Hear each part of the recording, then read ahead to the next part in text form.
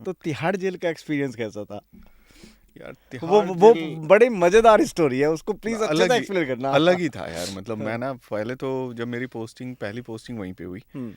तो वहाँ पे भाई डिफरेंट है ना। मतलब आप नॉर्मल जनता को ट्रीट कर रहे होते हो और अचानक से आप तिहाड़ जेल के अंदर पोस्टिंग हो जाती है, आप अंदर जाते हो, भाई सारे कैदी लोग हैं, तो पता नहीं कि कौन कैसा होगा। मतलब डर तो लगता है ना। डर तो लगता ही है यार। जो अंदर पहुंच गया वो तो भाई कुछ ना कुछ तो होगा ना। तो डर तो लगता है। हाँ। तो भाई पहुंचे अंदर डर के, मतलब ऊपर आकर के नहीं कोई बात नहीं, अपने आप all is well, all is well, और चलेंगे चलेंगे। लेकिन यार अंदर पहुंचे तो मतलब मैं भी ऐसा लग रहा था कि अगर मैं आई कार्ड वाई कार्ड भूल जाऊं कहीं, यार मुझे ना रख लो अंदर। तो हाँ। बहुत अलग सा सिचुएशन था यार। मतलब मैं एक्सप्लेन तो नहीं कर सकता बहुत। तो मतलब लाइक गवर्नमेंट क्या बोलती थी कि उनके ये बेसिकली वहाँ पे उनके लिए पूरा सब कुछ मेडिकल फैसिलिटी प्रोवाइड करवाई जाती थी? हाँ हाँ। ओके। मतलब hospital is there inside Tihar. और कैसे कैसे केसेस आपने फेस किए वहाँ पे? भाई हर तरह का।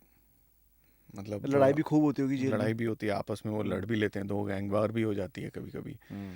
तो बहुत तरह की मतलब चीज़ें हैं। मतलब एक तो जो नॉर्मल बीमार जो बाहर होते हैं वो अंदर भी होते हैं, हम्म। है ना। लेकिन उन अंदर जो है उनके लिए प्रोटोकॉल्स अलग हैं। ट्रीटमेंट सेम है लेकिन प्रोटोकॉल्स अलग है। उनको भेजना है तो उसके लिए पहले प्लानिंग होगी, हम्म। इमरजेंसी में उसके साथ पुलिस वाले जाएंगे, तो ये सब चीज़ों का ना प्रोटोकॉल्स बहुत डिफरेंट है ना। हम्म। बट अंदर का एक्सपीरियंस अलग था यार। मैं तो कभी किसी से कुछ बात हुई है? कभी किसी ने कुछ बोला हो?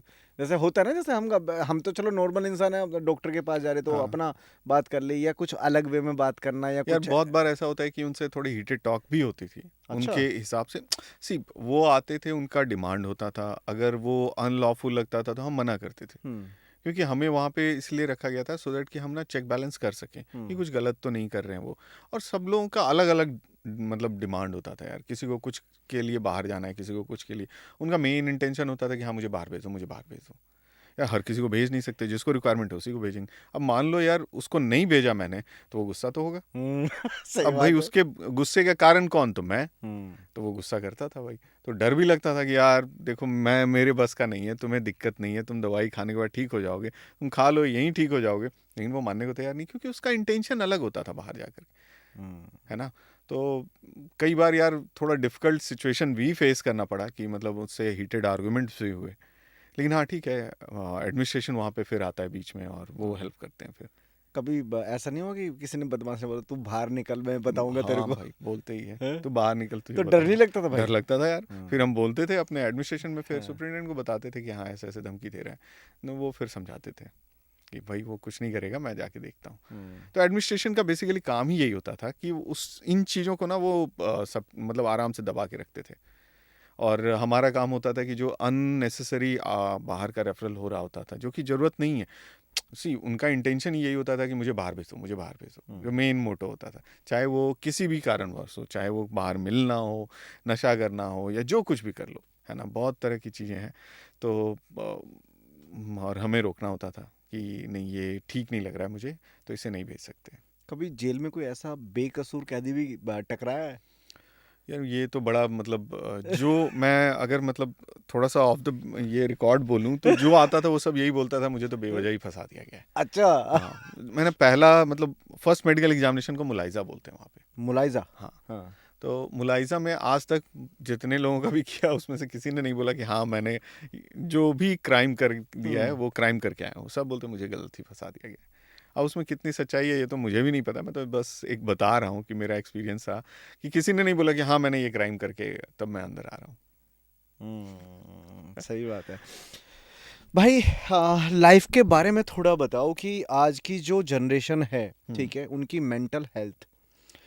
आज की जनरेशन को आप आज की जनरेशन बोल दो, यूथ बोल दो, ठीक हम्म है, जो अभी अपकमिंग है, उनकी मेंटल हेल्थ किस तरीके से डेवलप कर दी है कि वो बहुत ज़्यादा एग्रेसिव होते हैं, पेरेंट्स की नहीं सुनते, या कुछ ऐसा? उस पे क्या थॉट प्रोसेस है और क्या गाइड करना चाहोगे? हाँ। हम जब बचपन में खेलने के लिए जाते थे ना, तो हम आपस में अपने खिलौने या फिर अपने बैट, अपने बैडमिंटन, अपने रैकेट, अपने वो शेयर करते थे, पता है आपको, हम्म। है ना।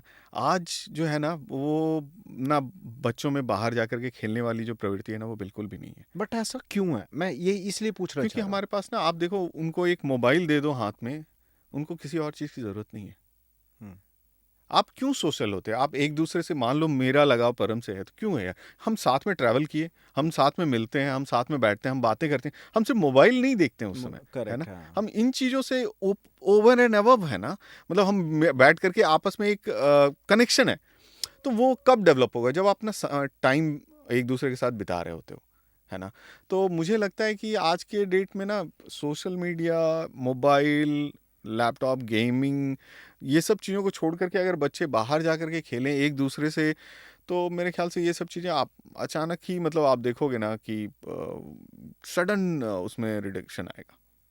सोशलाइज करने के बाद तो आपको पता है ना, केयर क्या बोलते हैं उसे यार, मतलब शेयरिंग इज केयरिंग वाली बात शेयरिंग केयरिंग, है ना? हाँ, शेयरिंग केयरिंग। पता नहीं यार मैं कैसे इस चीज़ को एक्सप्लेन करूं, लेकिन हाँ मेरे हिसाब से तो यही लगता है कि हम, हमारे अंदर वो एग्रेशन इसलिए भी नहीं है ना, क्योंकि हम वो जनरेशन से हैं जहाँ की हमें, मतलब मेरे पेरेंट्स छोड़ो यार, मतलब मुझे याद है मेरे घर के सामने फील्ड हुआ करता था, किसी के भी पेरेंट्स आते थे धोते हुए चले जाते थे सभी को, और ऊपर से मम्मी आवाज़ भी लगाते, वो उधर छुपा पड़ा है, एक काम करो उसे भी 2 डंडे लगाओ, वो कब से बुला रही हूँ नहीं आ रहा है। सही बात है, तो सही बात वो है। जनरेशन एक अलग था। अब तो यहाँ पेरेंट्स ये हाल हो गया है यार कि मतलब वो बोलते हैं कि हमारे बच्चे को बोला कैसे, डांटा कैसे आपने, है ना? मेंटल हेल्थ का इस पे बहुत बड़ा क्या बिल्कुल क्या है, लगता है कि इस पे इम्पैक्ट आता है? मेरे हिसाब से तो यार होता हम्म, है ना?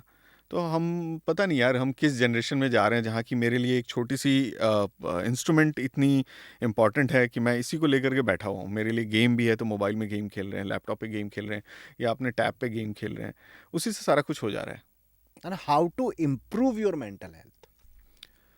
सी, आप कोई ना कोई, किसी ना किसी एक्टिविटीज में इन्वॉल्व करो, what ever you like, let that be drawing, let that be painting, let that be singing, let that be musical instrument, let that be, I mean any physical activity, कुछ जो कुछ भी आपको पसंद हो वो उस चीज में आप इन्वॉल्व करो अपने आप को। Okay, come to next, physical health.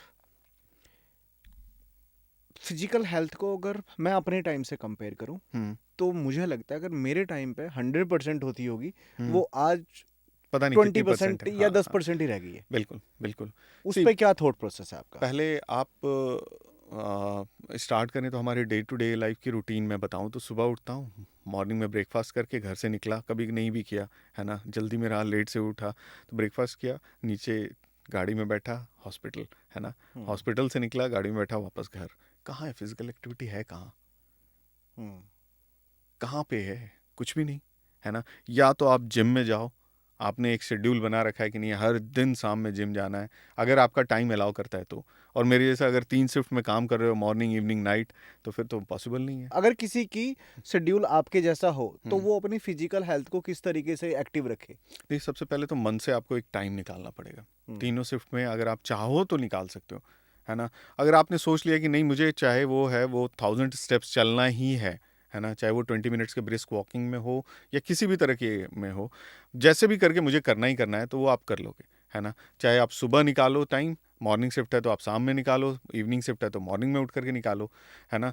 थोड़ा सा ना आपको ना डिसिप्लिन्ड होना पड़ेगा, और वो डिसिप्लिन लाने में ना आज के डेट में सबसे ज़्यादा जोर आता है। मैं खुद की बात करूँ ना तो मैं सोचता हूँ नहीं यार, आज सुबह अर्ली मॉर्निंग, आज तो मेरी इवनिंग शिफ्ट है तो आज सुबह उठ करके मैं यार जॉगिंग पे जाऊँगा ही जाऊँगा, चाहे जो भी हो जाए। लेकिन मन क्या है यार, जब बेड पे सो रहे थे, अरे छोड़ो यार आज तो इवनिंग शिफ्ट है ना, छोड़ो आज तो सो लेते हैं, टाइम नहीं मिलेगा तो ये जो थॉट आता है ना, ये आपको ना नहीं करने देता है। तो बस वहीं पे एक डिसिप्लिन होना चाहिए कि नहीं मुझे जाना है तो जाना है ना? आपकी जिस तरह ना हॉस्पिटल की शेड्यूल फिक्स है कि इस टाइम आना ही आना है, उसी तरह आपका फिजिकल एक्टिविटी का भी ना शेड्यूल फिक्स होना चाहिए। ठीक है, 2 दिन 1 दिन कभी भी आपने ऊपर नीचे कर लिया कोई बात नहीं है, लेकिन हाँ अगर आपने फिक्स रखा है तो आप कर लोगे, और उसको एक स्ट्रिक्टली फॉलो करो। आप हॉस्पिटल में या वर्क पे लेट जाते हो? नहीं ना, नहीं जाते, आप करेक्ट। कोशिश करते हो कि 101% वहाँ पे एकदम टाइम पे जाऊँ। उसी तरह अगर आपको फिजिकल एक्टिविटी के लिए भी उतना ही टाइम देना ही है, चाहे वो 10 मिनट का क्यों ना हो, 15 मिनट का वॉक रख लो, 20 मिनट का वॉक रख लो, लेकिन रेगुलर है ना, something that is regular will give you something back in your life.